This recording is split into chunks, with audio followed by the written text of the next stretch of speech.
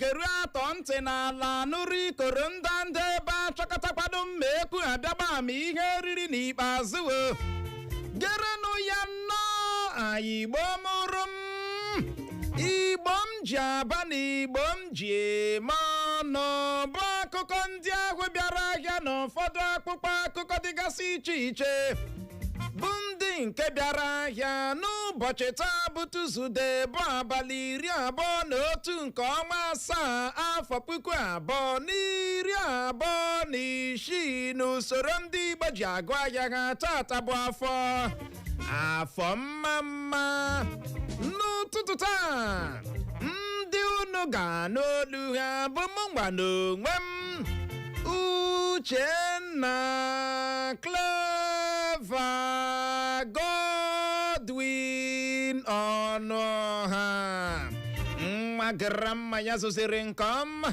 baba nkịtị n'onwe ya nwoke na-agba mbọ ka ike kwere ya mana nwada nwoke ọcha Clara anaghị ekpete na ana m agba mbọ odogwo nwoke dị na nwoke papa ebube Clara nwoke ọcha na ebe a n'ụtụtụ a nwaanyị ọma ga-eme ịbọọlachi odogwu na redio iwe ka dịkwa gị n'obi iwe ka dịkwa gị n'obi echedere masị ihe ọkụkọ bụrụ ya la azụ kwekwa na-ekele adị m mma Igbo ndị ọmụ na salachi na-etela ole onore n'ụtụtụ a eji m aka n'ụlọ dị mma ịhụnanya ụlọ dị mma ya sị m ya gaziere n'ụbọchị taa mara ụnụ mma ndewonụ ya bụrụ na abụ nke nwa aga m emesapụ ihu onye asị ya nwena taa nwe echi ọ bụ otu ọnwa ahụ ọzọ dị ka ibe ya wee bụrụ oge echi ka mma God's time is the best you know every disappointment wu blessing na-emesapụ ihu rịọla ma kwansị gị zụta ihe gị bịa na-afụchi ihu onweghị onye mere ibe ya onweghị onye mere ibe ya you have to beg me gị na-akọ ihe ọkwa agbala ngịsị ka m beg ya gị I'm sorry ahụ dị with high tone I am sorry mgbe I'm sorry ọwụ tone a zụta ihe gị bịazie ntoro butuo aga m azụta anụ flawa m ga-eji agbanụ gị ada onye bekee mgbe ada onye ọcha nwa m onye ọwa akpụ na ofe ka m ga-azụta ofe nsala akpụ na ofe nsala kemgbe ị gbara pụta owe hụtụla ebe eji akpụ na ofe nsala ji na-arịọ mmadụ sọrị ịdịkwa romantik ihe a na-eji arịọ mmadụ sọrị wụ flawa gị hụ onye nke nwoke were ya otu ya wele ya aka azụ gara nnọọ ka nwatakịrị nne ya buru ọnụ gakwuru onye nke nwaanyị ahụ si ya I am sorry nke nwaanyị ahụ eme ya ewepụtazie ya flawa ahụ ana m agwa gị ka ndị ọcha si eme ihe ha thank you Chineke ga-agọzi gị maka ihe asị gị n'ọnụ repụta ugbu a ahụ m onye Igbo uche were akpụ were ofe nsala ji rịọ m ọkwa ndị ọcha ka anyị na-eṅo mmiri ndụ ha mba nke Igbo anyị ka m nwere ime gị uche ihe niile na-eme dị m onwedị otu o si emetụ gị n'obi ọ na-emetụ m n'obi n'ụdị ole kedu ka m ga-esi were akpụ na ofe nsala bịarụwa gị sọrị mama ga-arịọ gị sọrị makwa m eriele m ị ga-arịọ m gị hapụ ị ga-arịọ m wito akpụ na ofe nsala hapụ akpụ ole 3 ị ga-ericha 3 naanị gị ya bụ iji eri akpụ 3 Clara wee otu mba deal or not deal 3 otu lekwanụ m anya otu 3 anyị mega ihe ka iri ju afọ ka anyị mega ya ka ọ dị ahazi akpa na arịọla gị sọrị achọkwa m ịga wetara m akpụ ndị agha ka otu ọkpụ otu 3 ndị nke a na-apụta ololo isii mgbe enwe ndị nke ọha ji na-eji ebudo eji agba ngwa ọrụ ka ha gị wetara m otu nke ahụ agaghị adị gị mma n'ahụ Clara rie nri ga-adị gị light n'ahụ gị na-akọ ihe ị na-akọ Naijiria nwere ka ọ dị nrie ya throughout the whole day ya lasịara m biko ọ dị ego kọdụ Igbo mụrụ nze ma ọzọ tupu anyị eme ka ị mara anya bụ isiokwu anyị ga-elebake n'anya n'ụtụtụ anyị chọrọ iji oghere a mee ka ị mara na ihe omume anyị bụ oje zuru obodo nke ọnwa ga-ada kpọmkwem n'obodo ụmụ dibịa dị na kansụl ime obodo were West nke steeti Imo ụmụ dibịa kpenụ rienụ mụọnụ zụọnụ ụmụ dibịa kpezuonụ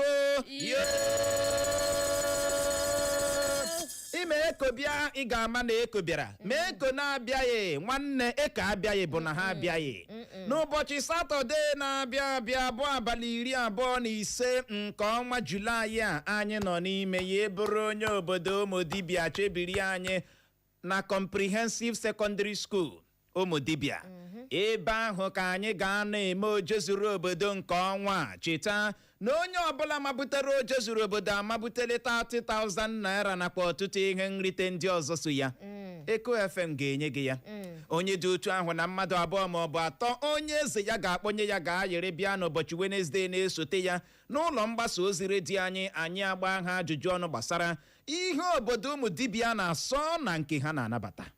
Ọkwa n'ime izu ụka ị ga-esokwa aga mmiri ọnụ m ọ megarịọ m taa echi were ọsọ were ije anyị ga-efe ise nu deeti maka esi nga abịala biko osula gị chọrọ ijire style anyị na-eji aghọgbu m not in this one again please. ịma na ihe a bịara impromptu gịnị owe impromptu ịma na ọ bịara mgbe nna plan hụ ya nye m ego m aga stacha ihe ndị echi anyị ga-efe isi deeti anyị lewe anyị ihe dị ka ọnwa Septemba ka m nweta onwe m gị na-akọ imego ole ji esi ofe nsala we will fix the date gị na-akọ obi gị gwara gị na ịga n'otu a ma amawapụta ya bunye gị ịhụtụla onye ji ofe nsala na-akpọ na-arịọ mmadụ sọrị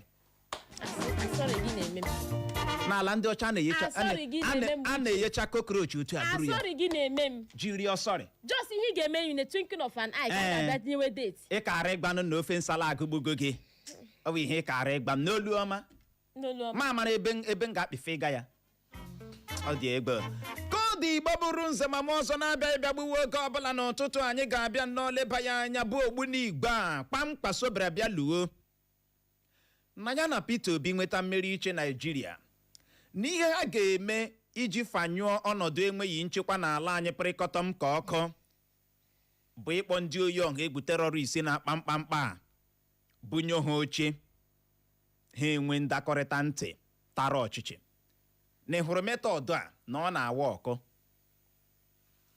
ya na Peter Obi ga-akpọ ndị oyi-oha-egwu terọrist ha bịa buru egbe ha ọgbatumtum ha ntanimoroko ha ebunye ha oche ha nọdụ ala ha bụ enwe ezi ndakorita ntị mere gịnị tara ọchịchị anyị wee na-ajụ gị maka na asị a na-esi n'isi ahụrụ ya mara ụtọ nsị na-aghọta ebe anyị na-aga o ngwere si na ọ na-esi na ngaramije nwata ama onye nke ga-atụ ya okwute ama mme na-aghọta ihe a Kwankwaso kọwara egosikwala ka ọchịchị ya na Peter Obi ga-esikwa adị Ukporo a Kwankwaso na Peter Obi chọrọ iji eso ndị oyi-oha-egwu terrorist ọ ga-enye aka belata ọnọdụ enweghị nchekwa n'ala anyị bụ Naijiria nke a bụ ajụjụ anyị na-ajụ n'ihi ya bụrụ na ị nwere ọsịsa ị ga-agbalị bulie ekwentị gị zibatara anyị ozi na WhatsApp anyị site n'akara ekwentị abụọ 0707-491-3438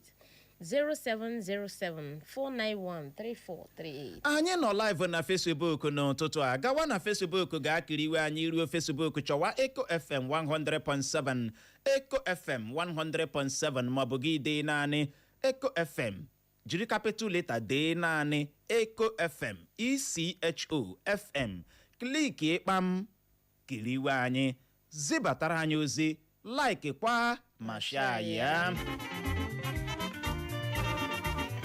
Keir Starmer arịtuola dịka onye Prime Minister mba Britain bụ akụkọ mbụ anyị hụrụ n'akwụkwọ akụkọ Vanguard na ya bụ otu akwụkwọ akụkọ Vanguard ka anyị hụkwara akụkọ a bụ nke kwuru na otu obere nwatakịrị atụfuola ndụ ya dịka mba Spain na-aṅụrị ọṅụ maka ịmapụta iko mba ụwa bụ World Cup ebubo ịtapụ ego ọha na eze dị nde $2.6 $2.6 million ụlọikpe enye n'iwu ka ejiri ego dị ijeri naira abụọ 2 billion naira ji na onye isi oche otu mieti ala bụ Bello Bodejo n'aka ebe otu kọmishọn na-ahụ maka nrụrụ aka ego n'ala anyị bụ EFCC apụtala mee ka ọha na eze mara na onweghị onye ha na-ewe n'ọrụ ka ọ dị ugbu a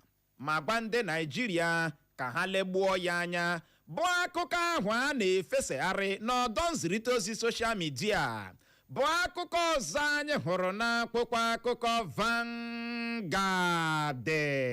na ya bụ otu akwụkwọ akụkọ Vanguard ka anyị hụkwara akụkọ a bụ nke kwuru na ndị uwe ojii isi obodo anyị bụ Abuja agaala aka ka egbe pịngburu ndị uwe ojii mmadụ 4 bụ ndị gara napụ onye isi oche otu na-agụ maka nrụrụ aka bụ ICPC bụ nwa amadi aha ya bụ Musa Aliyu ego de Naira 53,000 naira n'ụzọ iwu na-akwadoghị.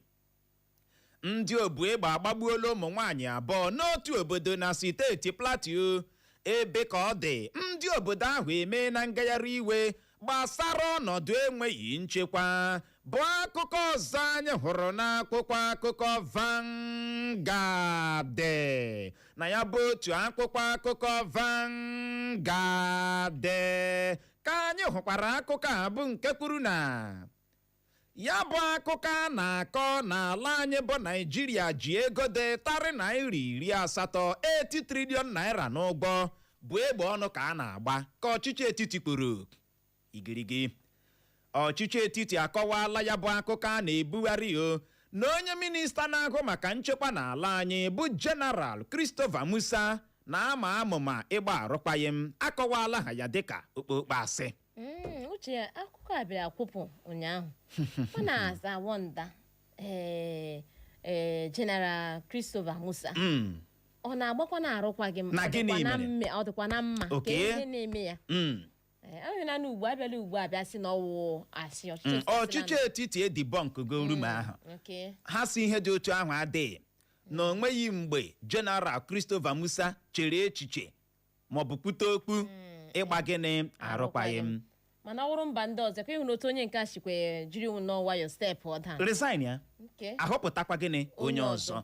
Ndị uwe ojii isi obodo anyị bụ Abuja agaala ha aka ka egbe pịngburu ndị uwe ojii mmadụ 4 bụ ndị gara lee onye isi oche otu ICPC chee na ọklara na uche chee na ha wụ ndị bọsị imo akwụsị nwoke a ha amaghị na ọ bụ onye isi oche ICPC nwoke a akpa lepụ ha anya gba nkịtị akpọrọ ya gaa one side napụ ya 53,000 naira n'ime ụgbọala ya. akwa ịhụ na otu Chineke si dọpụta ha ụkwụ n'ama nwoke efe isi kpakakpakasị ihe na-eme gaa rịpọtụ esonwe ya jide ndị uwe ojii mmadụ 4 kpara arụ a mgbe a bịara bịa mewa nnyocha akụkọ wee na-akọ na ndị uwe ojii mmadụ 4 kpara arụ a hapụrụ ebe edunyere ha ọrụ jee anọda road jee ma ntụ road blọk nọrọ ebe ahụ na-afọ ndị mmadụ afọlafọ. akwa ịhụ na na-ediri ha ọnụ ha ga n'ụzọ gaa nnọọ ma ntụọ road block nọrọ ebe ahụ na-anasị ndị mmadụ ego ha anakọtala ha ya naruo onye isi oche ICPC nara ya 53,000 naira. Akụkọ anyị nụrụ kwuru na ya bụ ego ọwụ kadịrị 53,000 anapụrụ nwoke a.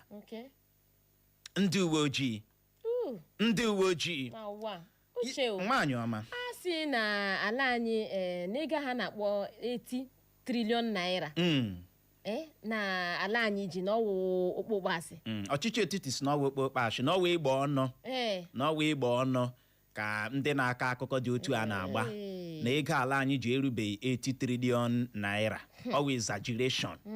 ama mme na aghọta ebe anyị na-aga. My country ike gwọrọ nwune kode lanyela akụkọ akụkọ Daily Post gezie ntị. Atiku agbaala n'anwụ ego dịtarị naira 12.8 12.8 triliọn naira bụ nke akụkọ ọkọrọ na-ezoro n'okpuru ọchịchị Tinubu bụ akụkọ mbụ anyị hụrụ n'akwụkwọ akụkọ Daily Post. Na ya bụ otu akwụkwọ akụkọ Daily Post ka anyị hụkwara akụkọ a bụ nke kwuru na ụlọ ikpe enye n'iwu ka ejiri ego dị ijeri naira 2 bilion naira ji na onye isi oche otu mieti ala bụ Bello Bodejo n'aka ebe ndị agha ala anyị na ndị oyi-oha-egwu terrorist ejirila egbe kpọrịta ụbọ n'ebe ndị agha ala anyị na-anọ na steeti Zamfara bụ akụkọ ọzọ anyị hụrụ n'akwụkwọ akụkọ Daily Post na ya bụ otu akwụkwọ akụkọ Daily Post ka anyị hụkwara akụkọ a bụ nke kwuru na 2027 ụgwọ akpọrọ Tinubu abụghị taa ka ọ malitere, ndị ugwu anaghị akwado ya ka Dele Momodu kwuru. Ntuli aka elu afọ 2027 Makinde na Sowore bụ ofe nkupu, onweghịdị onye ha ga-enye ụra gaa n'anya na ya bụ ntuli aka elu ka onye enyemaka Tinubu bụ Buala kwuru. Gọọmenti steeti Jigawa apụtala mee ka ọha na eze mara na mmadụ 6 anwụọna ebe mmadụ 23 nwetara ihe mmerụ ahụ n'otu ụgbọ mmiri ọwụkpụrụ na steeti ahụ bụ akụkọ ọzọ anyị hụrụ n'akwụkwọ akụkọ Daily Post na ya bụ otu akwụkwọ akụkọ Daily Post ka anyị hụkwara akụkọ a bụ nke kwuru na otu onye eze ọdịnala na steeti Abịa akatọọla njupụta mmanụ aṅụ adịgboloja jupụtara n'ime ahịa ndị e nwere n'ala anyị. Egbe eluigwe agbagbuola ụmụaka 6 merụọ ndị ọzọ ahụ na steeti Adamawa. Ajụrụ m ịnara Davido nde naira 50 50 million naira iji mere nwanne ya nwoke bụ gọvanọ Adeleke achụnta vootu ka Very Dark Man kwuru n'ihi adịghị na mma dị n'etiti ya na Davido bụ akụkọ ọzọ anyị hụrụ n'akwụkwọ akụkọ Daily Post na ya bụ otu akwụkwọ akụkọ Daily Post ka anyị hụkwara akụkọ a bụ nke kwuru na ọnwụ Mmeri Habila Umahi kwesịrị ka anwụchie ya, mee ya nyocha ma chụọ ya ka Sowore kwuru. Ide mmiri eburula otu nwoke ọwụ mụrụ ụmụ 7 na steeti Edo igirigi. Anyị weghara ọkwa ọchịchị, anyị na ndị oyi-oha-egwu terrorist ga-anọdụ ala nwee ndakorita ntị iji buo agha megide ọnọdụ enweghị nchekwa ka Kwankwaso kwuru bụ akụkọ ọzọ anyị hụrụ n'akwụkwọ akụkọ Daily Post na ya bụ otu akwụkwọ akụkọ Daily Post ka anyị hụkwara akụkọ a bụ nke kwuru na 2027 ihe mere unu ji adọkpụwarị Malami bụ maka na unu ma na tupu ya na-akụ elekere 12 nke ụbọchị esi ahụ a ga-eme ntuli aka elu na a ga-emeri unu ka otu pati African Democratic Congress bụ ADC gbara ọchịchị Tinubu. Ọkpa onye isi ala afọ 2027 ndị na-akwado anyị anaghị achọ nri ma ọ bụ ego ka Kwankwaso kwuru bụ akụkọ ọzọ anyị hụrụ n'akwụkwọ akụkọ Daily Post na ya bụ otu akwụkwọ akụkọ Daily Post ka anyị hụkwara akụkọ a bụ nke kwuru na Kwankwaso agbaala ụkwụ megide Muslim tiketi Tinubu. Ka ihe si aga, o nwere ike o nweghị ihe ọzọ ga-afọzi n'otu pati APC na steeti Niger ma emechaa ntuli aka elu afọ 2027 ka otu onye ama ama n'otu pati APC kwuru. Peter Obi ga-emeri Tinubu na ntuli aka elu onye isi ala afọ 2027 ka Kwankwaso kwuru. Mbịakọta ọnụ otu Obedient Movement na otu Kwankwaso ya Movement bịakọtara ga-eme ihe ga-atụ ndị mmadụ n'anya ka Kwankwaso kwukwara bụcha nnọọ akụkọ ndị dara gbemgbem yọm yọm tim tim cham cham klara klara na akụkọ akụkọ Daily Post. Nna Uche ihe Kwankwaso na-ekwu ọ ka ọ na-echetahụ ihe n'otu ebe ihe ya Igbo okwu Mike asị mgba ya na-afụshi ya n'ọnụ na-afụshi ya ebe niile fịa. O kwuru ọtụtụ ihe. O kwuru gịnị? O kwuru ọtụtụ ihe. Ama m na 2027 na anyị na Obi ga-emeri. Ịwala Uche o nwaanyị ọma. Ya kwa n'okwu a ife ma asị dota na-ejida tinyela mana a ga-enwerịrị ihe kara Kwankwaso obi mere o ji na-ewe amamighọta nwa nnụnụ pụtara n'ụzọ na-agba egwu enwere ihe na-akụrụ ya egwu dị n'ime ọhịa na-akụrụ ya egwu aka ịghọtala otu a ugbu onye nwere ndị mmadụ ụda confidence amamighọtara mana a na-ekwukwere n'ọnụ ha tinyekwe gịnị action ọ dị egbo ka ọ dị shọwọrị apụtala kwuo na n'ihi ọnwụ nwaanyị ama dịka mmeri habila nwụrụ n'ụlọ ụmụahị na ekpesịrị ịnwụchi ụmụahị mee ya nyocha ma chụọ ya amamme na aghọta na ekpesịghị ịbịala okwu a swipuo ya under the carpet na ekpesịrị anwụchi ụmụahị eme ya nyocha ma chụọ ya akụkọ anyị nụrụ wee na-akọ na ndị pụtara sị ka eme ngagharị iwe megide nke a onye ọbụla ewidro ya ala politics omet gị politics oyomet very dark man say na Davido kwere ya nkwa inye ya 50 million iji mere nwanne ya nwoke bụ gọvanọ adịlị ka achụnta vote 50 million uche ya nwa ajụ na ya nwa ajụ ya sị na o rijetere ego ahụ ọ dị elu ọ dị egwu ka ọ dị ide mmiri abịala n'ọlụ otu nwoke ọgbụ mụrụ ụmụ 7 na steeti Edo buru ya piu ọ dị ka nwoke a strength afọ isi ya n'ahụ ude mmiri emebi iburu nwoke a ga-bughachitala ya bughachie ya 7 children onye ka ọ na-ahapụrụ ya bring am back ọ dị egwu otu onye eze ọdịnala na steeti Abịa katọọla njupụta mmanụ aṅụ jupụtara n'ime ahịa ndị e nwere n'ala anyị ọkacha n'ahịa Eke Ọnụnwa n'ahịa steeti Imo uche ewere ha suga were nke a zakọta ya na-akpọ ya ịma ihe bụ mmanụ aṅụ onye na-ere mmanụ aṅụ kwesịrị ile ya anya ga ihu evidence aṅụ agba ya gbachie ya anya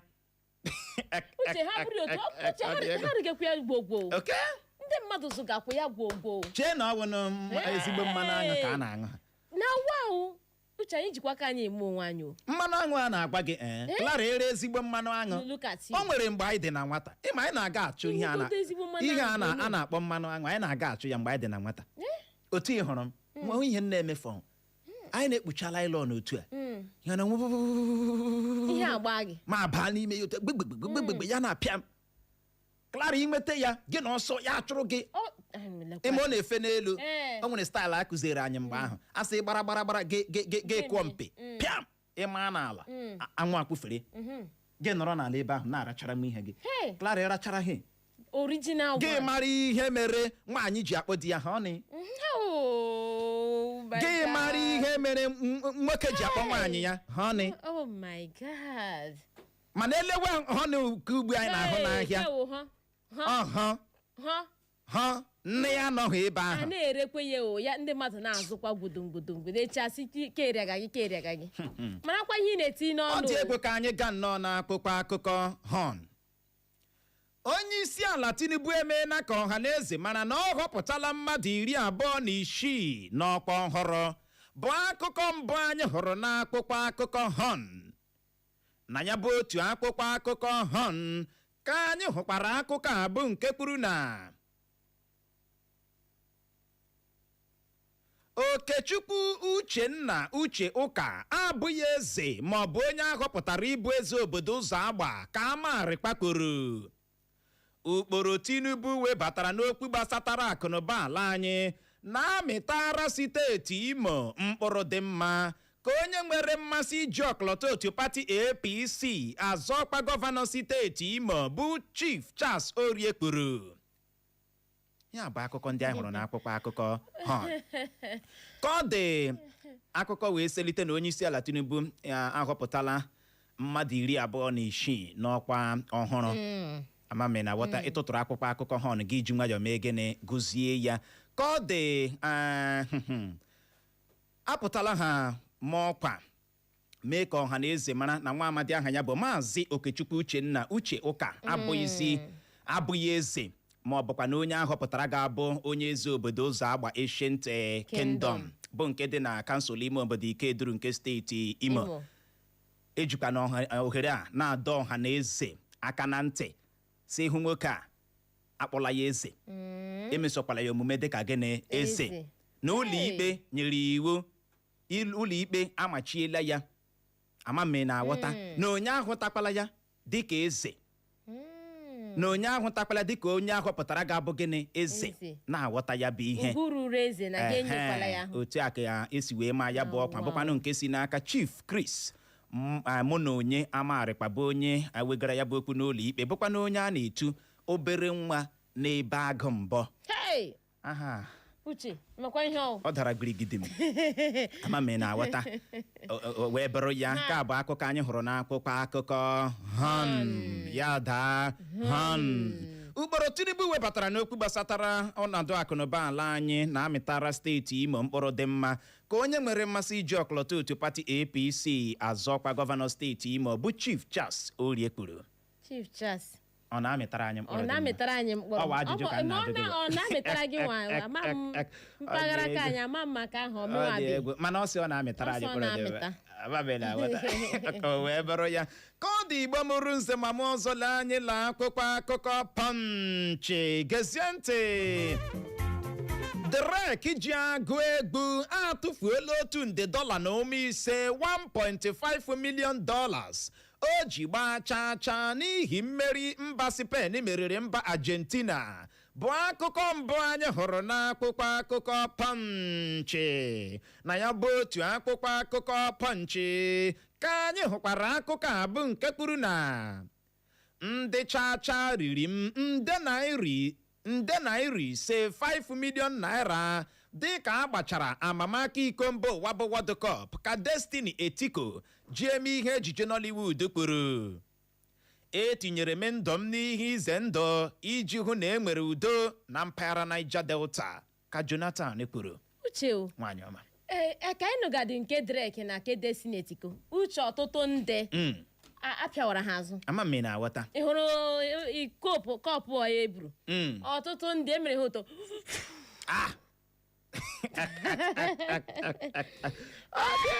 ịma ya wụ Destiny Etiko wee pụta na 5 million na-eti mkpu n'oke olu si nna ihe awụkwa ihe ọsị ka ọ tara ya lekwa ma ọ ga-akụbara ya lekwa ma ọ ga-akụbara ya 5 million etiri ọla laa.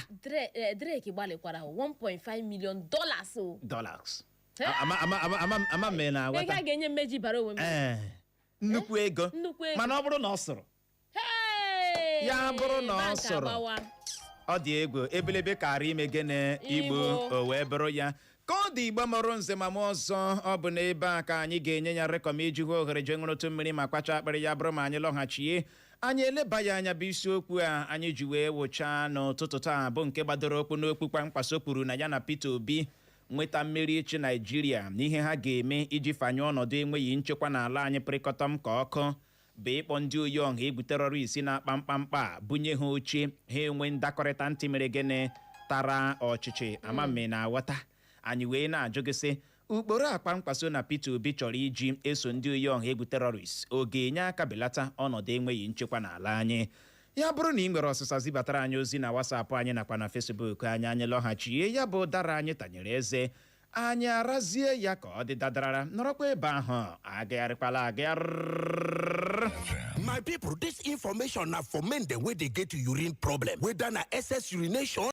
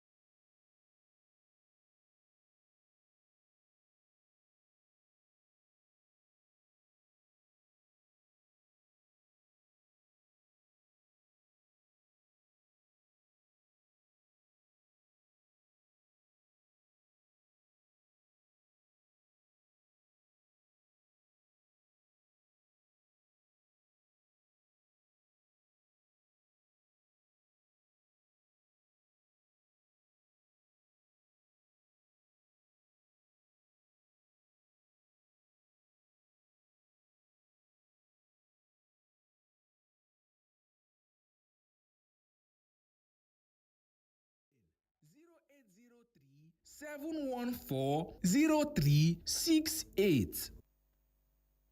Echo FM. ịhụnanya anya m. Daddy m. Izipụrụla mama 1,500 maka ịga ụlọ ọgwụ ya. Emeela m ya. Nakwa 1,300 maka ụgwọ ụlọ akwụkwọ Nnamdi. Emekwala m nke ahụ. Ka ekwanụ maka 800 ụgwọ ụgbọala na-akwụ kwa ọnwa. Kemgbe ụwarị emeela m nke ahụ. Ọ dị ngwa ngwa otu a.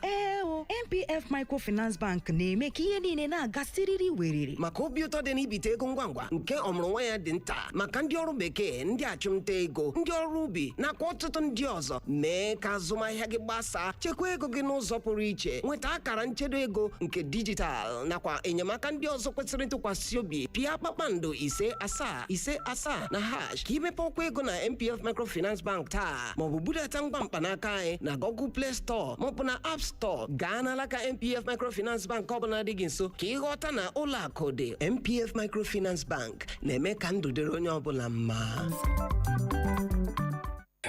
Biko gere na ọkwa dị oke mkpa ngwa Owerri gbakọtanụ na Mango Rice apụtala ọzọ na Mango Mega Millionaire Promo. Ọ ga-akpọtụ nke ọma. N'oge gara aga, otu n'ime ụmụ anyị nwetara ihe nrita nde naira 25 n'ọnwa Maachị gara aga nke afọ anyị nọ n'ime ya, tinyekwara ndị ọzọ nwetara ihe nrita 1 nde naira iche n'otu ọnwa Maachị ahụ nke afọ anyị nọ n'ime ya. Ị nwekwara ike isonyekwa na ndị ga-enweta ihe nrita na nke ugbu a. Ihe nrita nke mbụ nde naira 50, ya bụ 50 million naira. Ihe nrita nke abụọ nde naira 25, ya bụ 25 million naira. Ihe nrita nke atọ ya bụ 1 nde naira maka mmadụ 25. Na nchịkọta ihe nrita kwa ọnwa bụ 100 nde naira. Lee etu ị ga-esi sonye na ya bụ ihe omume. Zụta akpa osikapa mango 5 kg, mepee ya, kpọpụta akwụkwọ dị n'ime ya, weta nọmba gị ka ọnụọgụgụ ya dị 12 bụ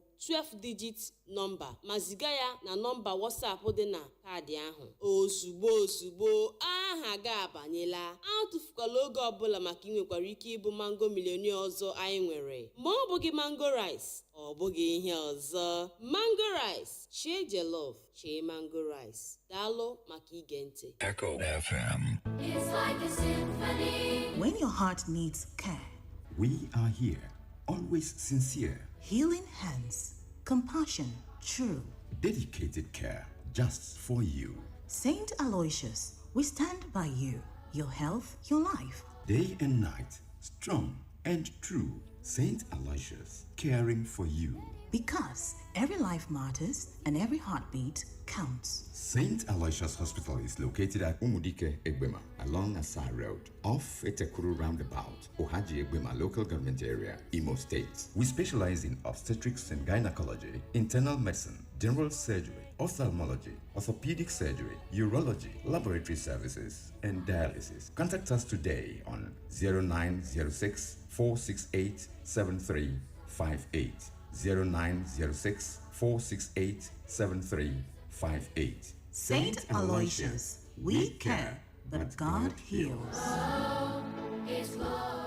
Echo FM. Attention parents and guardians, are you looking for the perfect way to keep your child learning, growing and having fun this holiday? Then Jovinic International School Summer Camp is the place to be. Our exciting holiday program is specifically designed for combining learning, creativity and fun in a safe and nurturing environment. We offer intensive preparatory classes for JSS 1 to JSS 3, SSS 1 to SSS 3 and the Kiddies Camp for all nursery and primary pupils. Enjoy our library practice sessions, computer training, exciting talent lectures, leadership development, and many more enriching activities. Our holiday program runs from Monday to Friday from 9 a.m. to 2 p.m. Registration is 15,000 naira only. We have physical and online classes. For more inquiries, please call 0803 097 0703 or 0806 598 1728. You can also visit us at Plot 2/8 Government House Roundabout, Wedro by Bank Road, Owerri, Imo State. Or you can visit us at number 29, Steve Amadi Street, Works Layout, Owerri. Grow and succeed with Jovinic International Schools.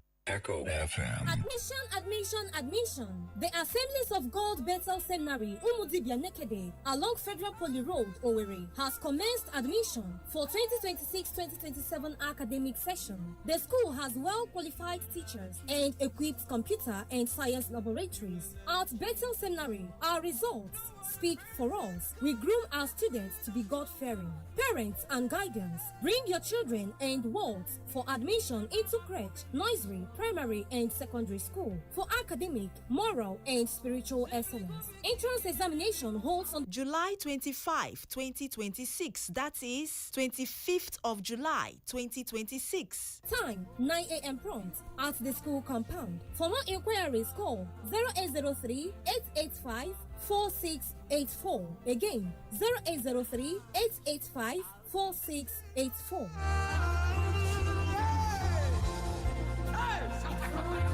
Echo FM.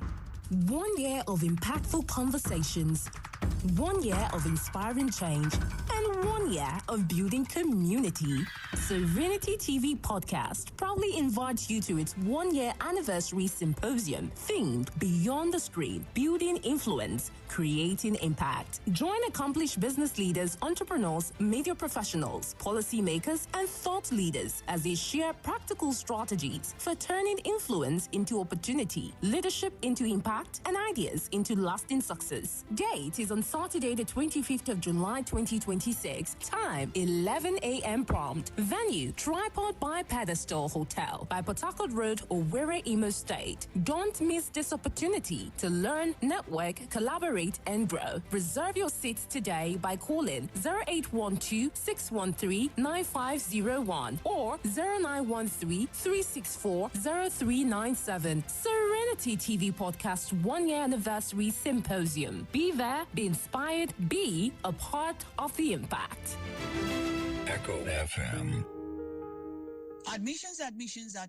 Our Nzuko Federal University of Education Owerri brings to the notice of the public the commencement of admission processes for the 2026-2027 academic session for degree programs in courses under the Faculty of Arts, Faculty of Education, Faculty of Specialized Education, Faculty of Management and Social Sciences, Faculty of Sciences, and Faculty of Vocational and Technology Education. Eligibility: candidates who obtained a score of 150 and above in the 2026 UTME are eligible to apply. Direct entry candidates must possess NCE, HND, first degree, A-level, or their equivalent in relevant disciplines. Candidates must have uploaded their qualifying results to JAMB CAPS. Interested candidates should visit the university website at www.alvanikoku.edu.ng to apply. Signed, Dr. Maria Nzuko, Registrar.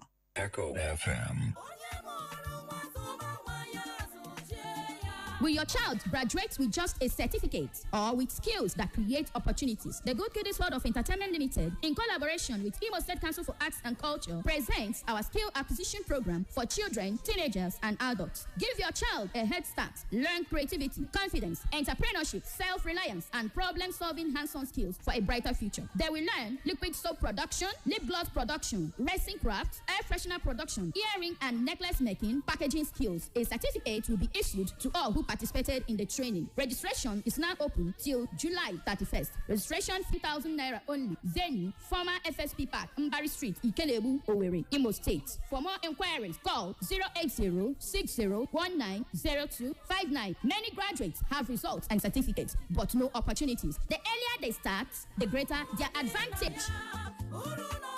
Echo FM. Biko gere n'ọkwa dị oke mkpa. Nke a bụ iji mee ka ọha na eze mara na Maazị Okechukwu Uchenna Uche Ụka abụghị eze ma ọ bụkwa na onye ahọpụtara ga-abụ eze obodo ụzọ agba Ancient Kingdom bụ nke dị na kansụl ime obodo Ikeduru nke steeti Imo. Okwu gbasatara oche eze obodo ụzọ agba Ancient Kingdom ka nọ n'ụlọ ikpe ukwu steeti Imo. Ya bụ ụlọ ikpe enyekwala n'iwu ma machie ya bụ Maazị Okechukwu Uchenna Uche Ụka ịdị na-eme onwe ya ka ọ bụ eze ma ọ bụkwa na onye ahọpụtara dịka eze ndị obodo ụzọ agba Ancient Kingdom n'ihu ndị mmadụ, otu ma ọ bụkwanụ n'ihu ọhaneze. N'ihi ya, a na-adọ ọhaneze aka na ntị ka ha hapụ ịkpọ ma ọ bụ hụta Maazị Okechukwu Uchenna Uche Ụka dịka eze ma ọ bụkwa na onye ahọpụtara ịbụ eze ndị ụzọ agba Ancient Kingdom, dịka nke a ga-abụ ịgba okwu nye iwu ụlọ ikpe nyere ma bụrụkwa nke ga-eme ka ejide ma ọ bụ tụọ onye ma ọ bụ otu dị otu a mkpọrọ maka ịnụpụ isi na iwu ụlọ ikpe nyere tutu ruo mgbe a kapịara ya bụ okwu ọnụ, bụrụkwa onye a dọrọ aka na ntị. Ọ bụ Chief Chris mụ na onye amarịkwa bụ onye wegara okwu a n'ụlọ ikpe bụkwa na onye a na-etu obere nwa n'ebe agụ mbọ binyere aka n'ọkwa. Ndewo maka ige ntị. You love music? You love Echo FM 100.7. Echo FM. It's the sound of the city. Echo 100.7.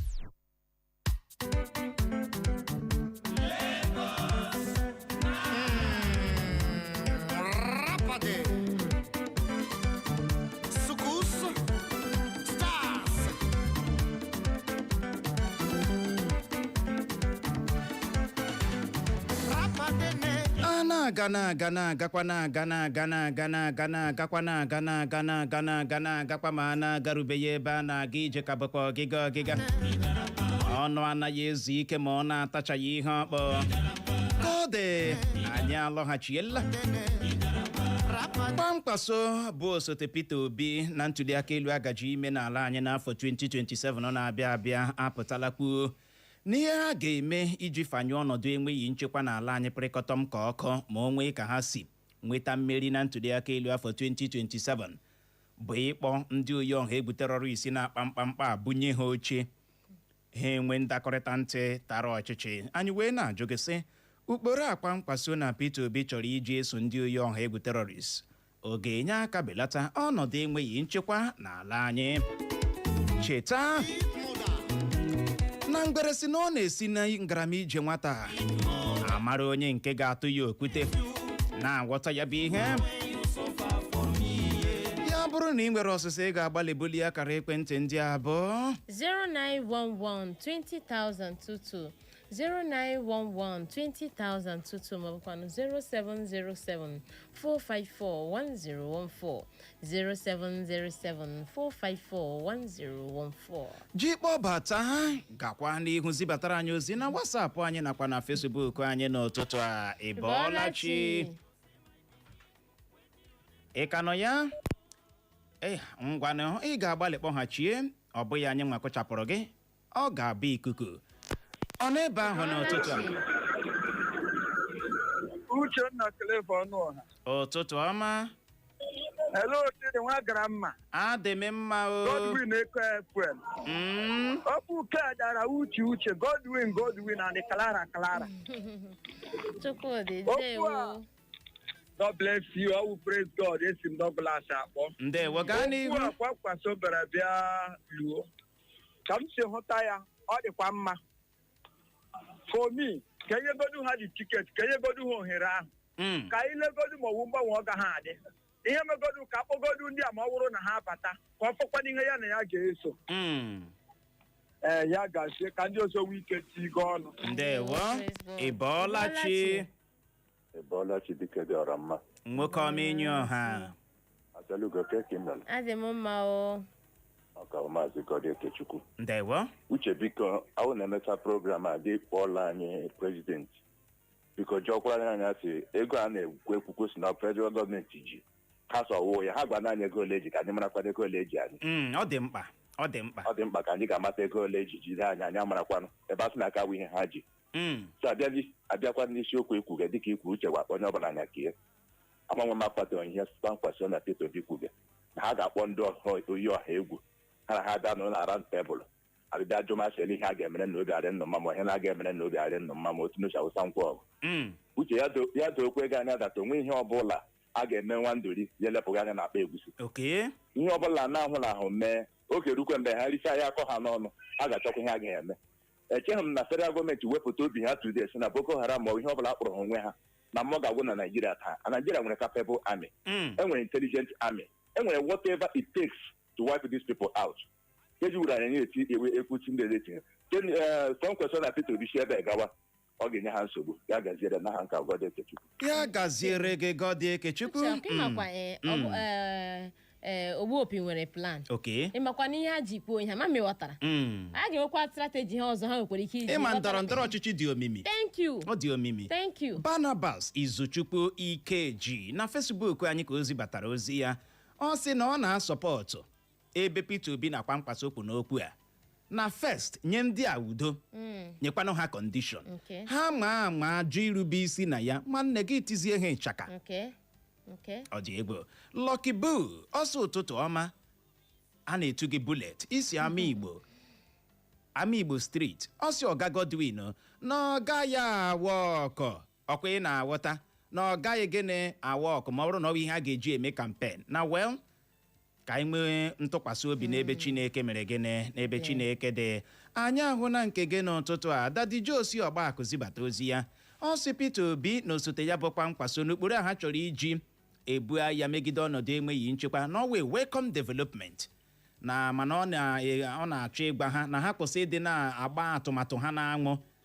maka ka ndị AP ha kwụsị ịdị na-agbaghara ndị APC atụmatụ ha gịnị na-aṅụ ọkwa ị na-aghọta ebere ya ọ sị ha nwetagodi mmeri ha bugodo ụzọ nweta mmeri ọ sị Uche na ọ hụrụ ọkụkọ m ahụ na Ọgbakụ n'ụtụtụ a ọ bụghị ọkụkọ m ka ị hụrụ ọ bụghị ọkụkọ m ka ị hụrụ anyị ahụ na nke gị Joshua ji na-ebu ọsọ ọ dị possible ọkwa ị na-aghọta ọsọ dị gịnị possible o wee bụrụ ya anyị ahụ na nke gị Chibuike Chibụ ọsọ ụtụtụ ọma Uche na Clara na Kwankwaso ya mind ya ka o si egwu ndọrọndọrọ ọchịchị ya tupu ya ele movement ha ahụ tinye ya off balance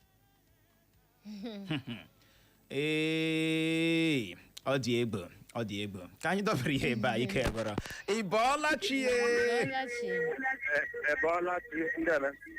ụtụtụ ọma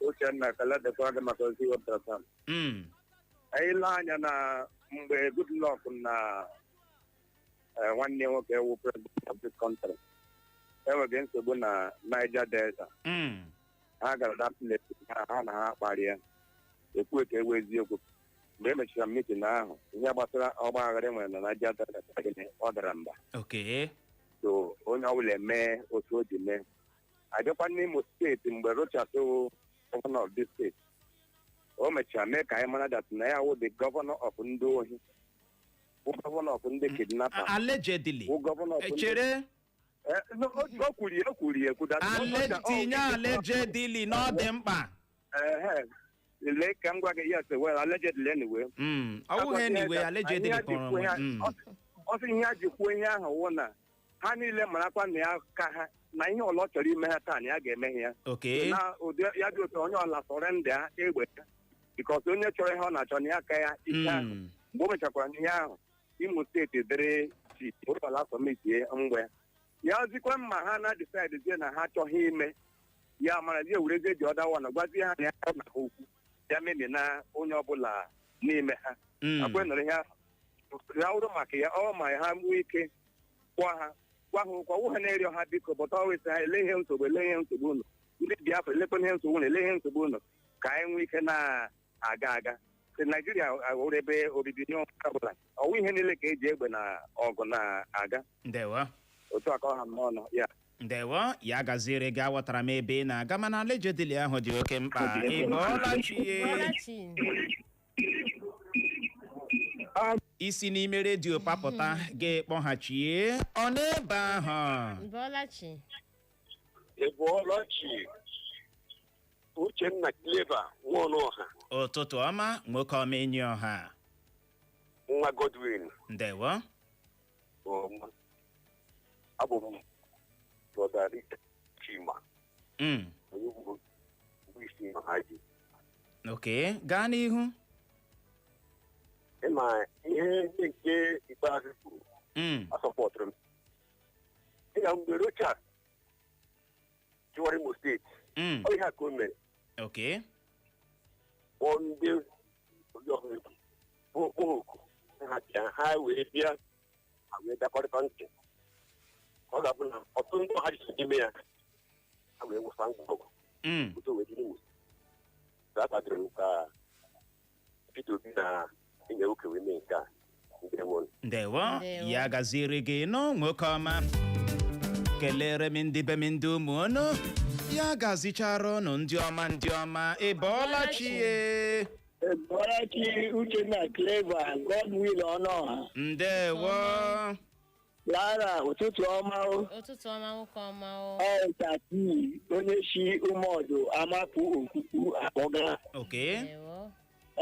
Ihe m na-ekwu n'okwu ahụ, Peter Obi na Kwankwaso ha nwere ha nwere o nwere usoro kpere ya ọrụ ma ha kpọkọ ndị ha kpebie ịdakọda ntị mezie ya ọhụma ụlọ eme Naijiria n'ọnụtụ ọha ịchọga tigbo ozigbo karịrị na ala Naijiria ọkpụmara onye ọbụla ụjọ ọ ga-enwemeghị olileanya ọfụfụ awụrụla problem onye ọfụma ọmamọga njeru ọmamọga nrịọ he mmekwu uche ekpemekpere ka ha nwunye ha nwunye Chineke mere ebere agaghị m nhaji ha n'ihi na enwere ike a na-ele osisi ere anya osisi kpọrọ afọ anya ndị ere ndavụju they can do it mmadụ emeghe ọha echimekwu sapi onye si ụmụọdụ amapụ okuku akpọga. Ndewo ya gaziere gị sapi uche onye adịghị ya njọ uche bụ akpa onye ọbụla nya nke ya ya bụ choro obi gị adaala gbemgbem n'ụtụtụ a sapi kodi Igbo mụrụ nze ma ọzọ ka anyị gaghachie na Facebook anyị ga ebe ahụ ga wetara gị ozi ndị nke dara tim o wee bụrụ ya mana dịka anyị nọ na-eche ya bụ ozi ị bọọla chi Uchenna Clever ị bọọla chi nwa Gramma ndewo Clara Nwokocha ị bọọla chi udo dịrịla gị dịkwara gị nọ ndewo atụmatụ a Kwankwaso gwa anyị aha gị nọ aha m Don Cleve echi m ụmụgụ m akpọga okay atụmatụ a Kwankwaso na Peter Obi wefara mma okay because onye ọbụla nwere strategy o ji arụ ọrụ ya egwelele gị bịaruo na ndị chịgachịga achịala a na-eji fọsụ ma ndị bandit ma ndị kidnapa na-avụ nwụọ bete onye ahụ stop to that so ha bịala ha na chechizie onwe nwụọ bịalekwanụ one or two things imegara ha hụrụ ndị etu anyị kpọ ha mitin agbagara na akwụkwọ irigoshen se anyị ga na-akụ n'ugbo na ngwata nke mụ asị ha ga-awụhụ agaghị akụ nwa ugbo beta ọrụ ịgba ngodat na anyị abakwala ọchịchị ọchịchị anyị aga akparịkpa ka ndị kechara chi bifọ onye ọbụla ji egbe ya azụ ya ọhụhụ ya hịchọga gị furu ndewo ya gaziere gị nọ ọ dị egbe ike gboro nwune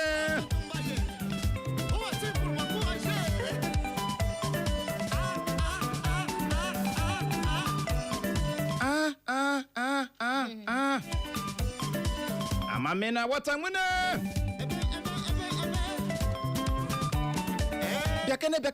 Bekene.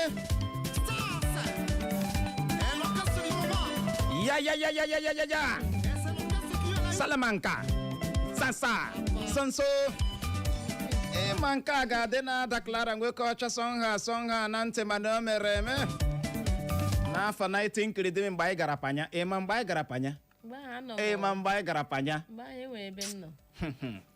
Gaa n'ihu were ozi na Facebook anyị. Na nke a si n'aka Barnabas Izuchukwu Ikeji. Ọ sị na ọ na-akwado ya bụ ekwu a Kwankwaso na Peter Obi kwuru na mbụ na ị ga-enye ndị ahụ. Ewerela m ozi a gaa n'elu. O wee bụrụ ya gaa n'ihu. Na nke a Comrade Joseph Onyedikachi Anyamele zibatara ọtụtụ ọmụche na Clara na o chere na Peter Obi na Kwankwaso na ya bụ ụkpụrụ ha wetara n'ọwụ ụkpụrụ magburu onwe ya. Na nke a ga-enyekwa n'aka mara ihe na-akpapụ ndị oyi-oha-egwu terrorist a iwe mere ha ji na-akpa agwa ha na ọnwụ na-ekwucha ya ha emekwana ha bịakwa ya bịa mee ihe na ha kwekọrịtara na ha enwe ike ndị ụkpụrụ ha dọpụzie ha mee ya ihe ha kwesịrị ime ha ma mewọta na nke a si n'aka Ugo Kinsili Ifeanyị ọ sụche n'aka ụtụtụ ọma na ka ọ gwakwa anyị o na ndị oyi-oha-egwu ndị oyi-oha-egwu na-enwekwa otu ọ ga-esi ekwenye na nke Kwankwaso na Peter Obi kwuga na-ewọta na ya chịkwa n'ọwa ala afụfụ ike duru zibata ozi ya ndewo na nke a si n'aka iwerela nka apụzi ka anyị gaa n'ekwentị ị bọọla chi ewo nke a kụchapụla ọ n'ebe ahụ Clara na Uche na Bolachi. ị bọọla chi ahụ Michael onye chefula ọdụnze ahụ onye ama afọ imeri enwe onwe ha ọla dị mpọ anyị lemakranụ ma onye gbudara ọyali agbakwu ọya anyị na-eme anyị lega na Peter Obi na Kwankwaso o kwuru ike ya sọbụ problem anyị bọsọ onwe otu ha ejila ahụ na ahụ nke asụwa nkwụ anyị klani nwere thank you ndewo ya gaziri gị nọ nwekọ menyi ọha ị bọọla chi Uche nwa grandma ụtụtụ ọma brodo oyo kankane ị bọọla chi Kankam brodo abọla m chi o brodo oyo nwafọ obo I'm calling from Mechanic Village Oji Uche and Kankam ha wish n'uche Chineke mere ọ ga-ama abara unu well n'ihi na-ekwu uche Chineke emehụ ọ ga-awakwu well because Kankam ga-efiti gị folo gị bọmba to bọmba. kedu dị ihe ị na-ekwu ị na-asụ Japan ka ọ French ka ị na-asụ anaghị m anụ asụsụ ị na-asụ